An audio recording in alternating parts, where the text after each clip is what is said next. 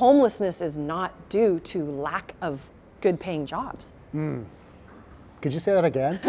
I mean, so to your other question of like, why are people homeless? Why? What's happened here? Well, was it COVID?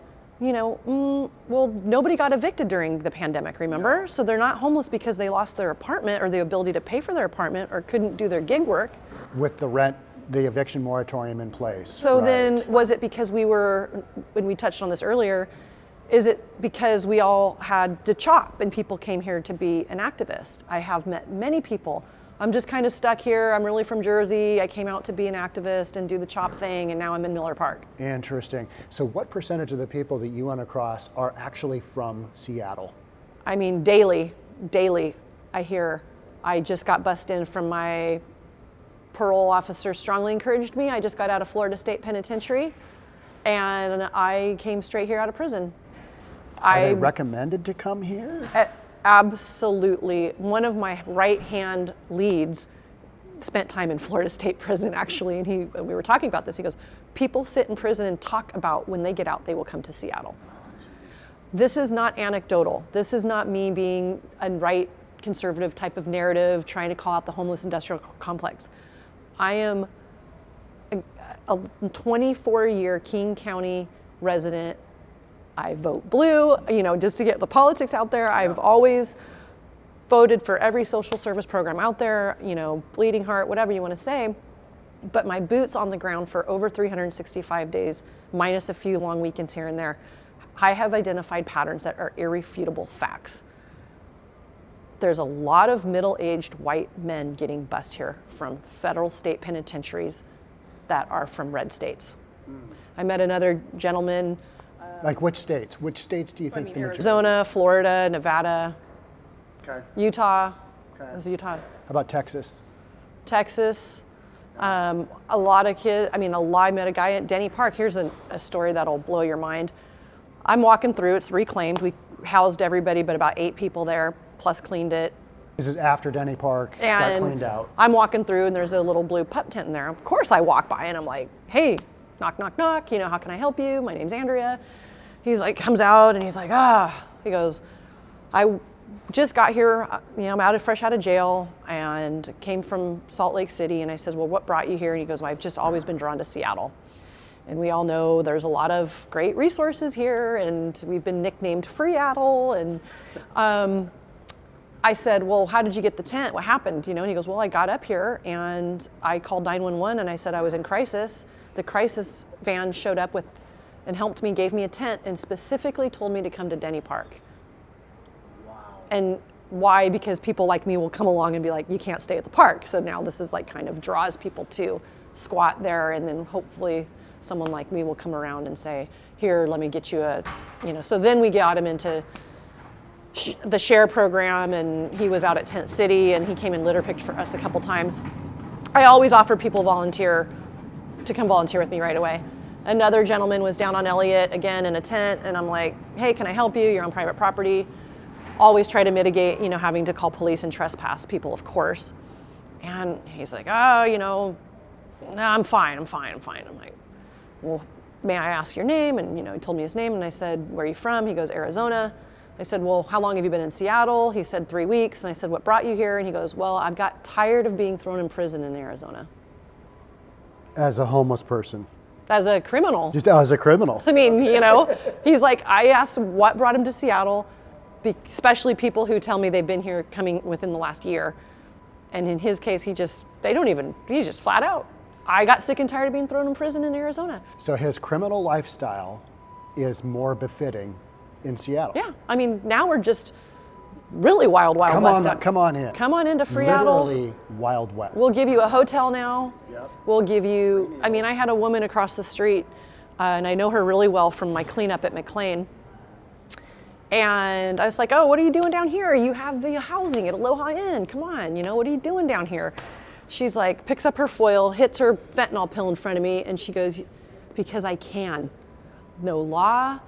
I get fed. I get free food, everything." And she lit her pill and went and flirted with her boyfriend. And, I'm just like, they're like, "Ha, ha, ha, ha." Right. You guys are fools. Yeah. The other thing, I just love calling this one out. Because of our extraordinary low barrier, and I do believe, low barrier is good, get people off the streets, get them inside, but then help them, don't leave them there, give them something to do all day. I know people who have multiple aliases, and because you don't have to require ID to get into shelter and houses and tiny homes and all that, I'm Peter Pan one day and I'm Scooby-Doo the next. I've had homeless people call me and say, hey, go by this name now in case ever anyone, by the way, my name is this now. And I'm just like, oh, okay. Working the system. Totally, man. It's a total, and then to that I say, and my board president had a word for it, I can't remember what it was, but like calling out the industry is not necessarily our leaders in the industry and the money grabs, but the industry of our unhoused population, the boosting and fencing market, the people that steal all day long. And then one guy, I met him down in DeSoto camp and I said, dude, what's with all the meat? And he goes, well, I steal that particular meat all day for a particular restaurant in the ID. He specifically goes out and steals meat. Its boosting is, here's a list of everything I need, up to and including fish sauce.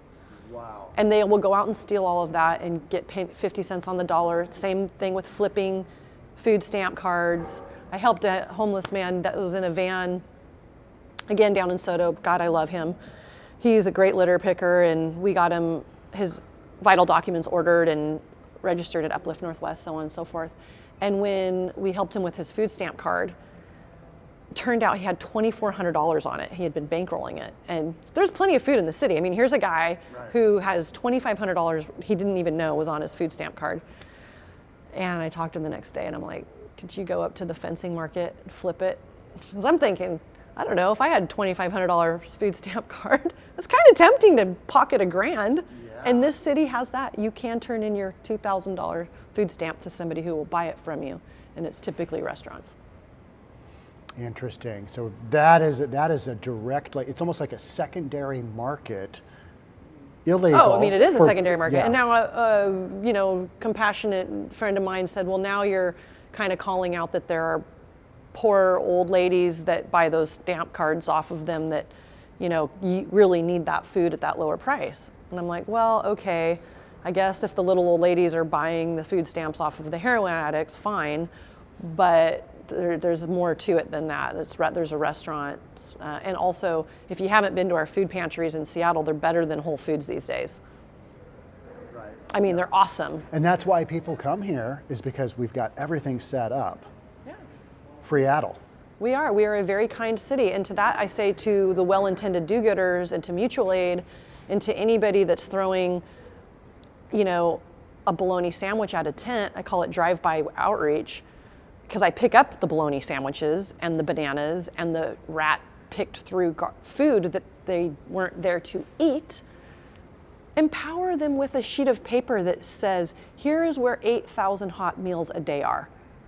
Go to these places to get your food. Empower the person to come out of their dwelling and go get their own food. That seems pretty simple.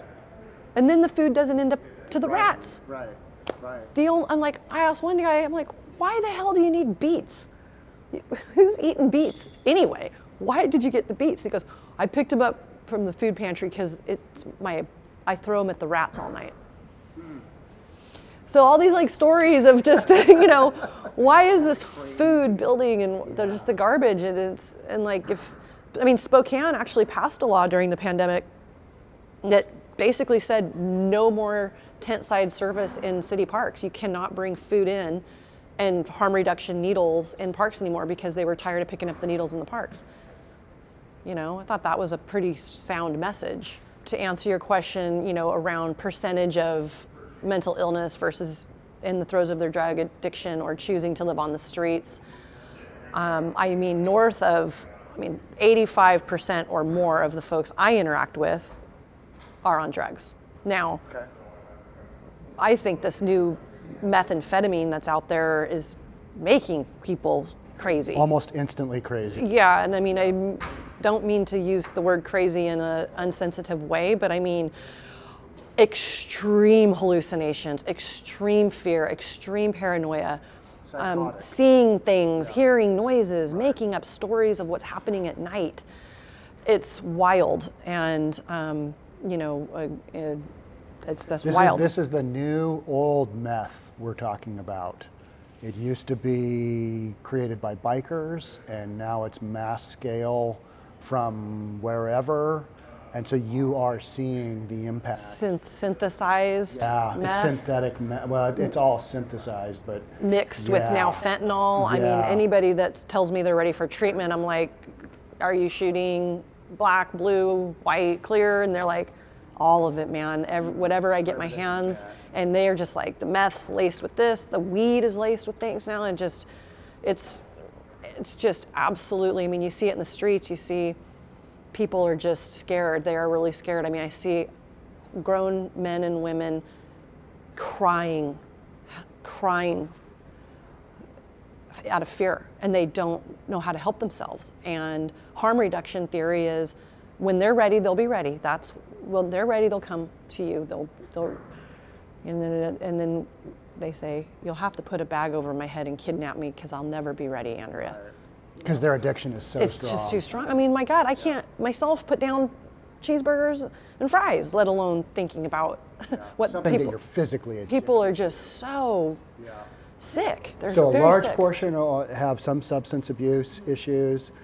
How many do you think have legit mental issues that are preventing them from making? I mean, I would say that high acuity schizophrenia, I mean, it's something maybe less than 5%.